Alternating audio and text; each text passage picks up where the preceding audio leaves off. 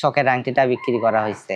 ব্যবসা বড় করার জন্য আমাদেরকে যে কোনো না যে কোনো কিছু লোন অথবা যে কোনো কিছু নিতে হয়, কিন্তু আমরা যখন দেখলাম আমাদের একটা জিনিস আছে এখন ব্যবহার হচ্ছে না, এই জন্য আমরা জিনিসটা বিক্রি করে আমাদের ব্যবসার ক্ষেত্রে ইনভেস্ট করি, যাতে করে আমাদের ব্যবসাটা বড় হয়। বর্তমানে আমাদের কাছে বিভিন্ন ধরনের জিপসাম প্রোডাক্ট আছে, পুতুল, ফুলের টপ, কলসি, কুমড়ো, পামকিন, জুয়েলারি বক্স, ছোট পদ্ম, নৌকা, ঘর, ব্যাঙের ছাতা, শামুক, প্রদীপ টাইপের, আবার ট্রে, আপেল, কাপ্রিস, বিভিন্ন ধরনের মোল্ড আছে আমাদের কাছে। ধারণা করছিলাম 2 থেকে 3,000 টাকার মতো সেল হবে, কিন্তু আলহামদুলিল্লাহ আমাদের প্রোডাক্ট গুলা কাস্টমার এত পছন্দ করছে যে আমাদের ওই দিন প্রায় 10,000 টাকা আমরা আলহামদুলিল্লাহ সেল করে ফেলেছি। আমরা সারা রাত জেগে প্রোডাক্ট বানিয়েছি, বানাই আবার সেই প্রোডাক্ট প্যাক করতে হয়েছে, প্যাক করে আবার আমাদেরকে অন্য জায়গায় যাইতে হয়েছে। আমরা বিভিন্ন মেলায় গিয়েছিলাম, যেমন সুন্দরগঞ্জে, মিরির বাগান, গাইবান্ধা পৌর পার্কে, এগুলো আমাদের যাওয়ার জন্য আমাদের প্রোডাক্ট সেল করা লাগছে। জিপসামের যে মোল্ড গুলো আছে, যেগুলা প্রধান উপকরণ, সেটা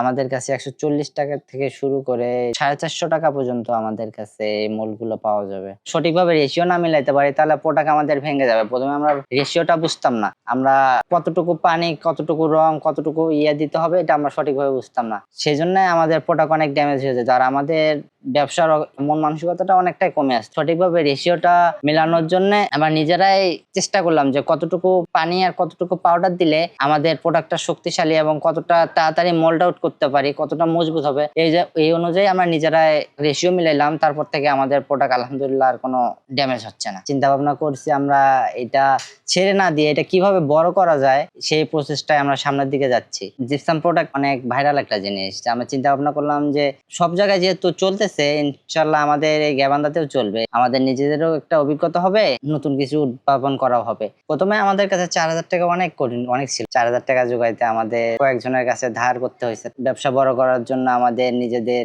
উপার্জন সেগুলাও ইনভেস্ট করতে হয়েছে। একটা প্রোডাক্ট সেল করার জন্য আমাদেরকে প্রায় 8-10 জন কাস্টমারকে পুরো প্রোডাক্টের ডিটেলস পাওয়া লাগতো।